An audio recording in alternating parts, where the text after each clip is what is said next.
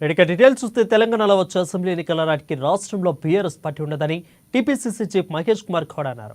10 ఏళ్లు తెలంగాణను పాలించిన కేసీఆర్ రాష్ట్రాన్ని అప్పుల పాలు చేశారని, బీఆర్ఎస్ 10 ఏళ్ల పాలనలో తెలంగాణలో జరిగిందని, అభివృద్ధి కాదు మొత్తం అన్యాయమేనని విమర్శించారు.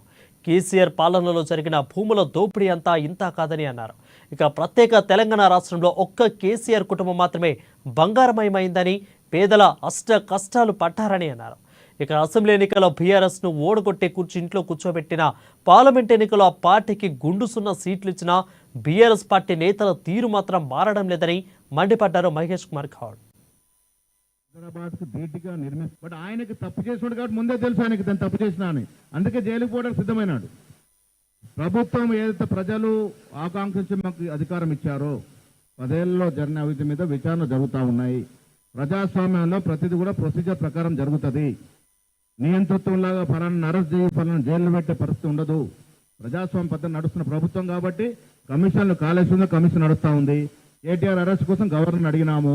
ఈ అన్నిటి మీద కమిషన్ జరుగుతుంది. ఏది ఏమైనా వాస్తవాలు బయటకు వచ్చిన తర్వాత న్యాయబద్ధంగా ఎవరికి ఏది దక్కాలో, ఏ పనిష్మెంట్ దక్కాలో దక్కుతుంది. మేము అభివృద్ధి పరంగా హైదరాబాద్కు ధీటుగా నిర్మిస్తామనే మాట చెప్పడం జరిగింది. రెండవ రాజధాని అనే మాట ఇక్కడ అనలేదు. ఇవాళ కూడా ఇక్కడ వేం నరేందర్ రెడ్డి గారు వరంగల్ వాస్తవ్యులు అడ్వైజర్గా ఉన్నారు.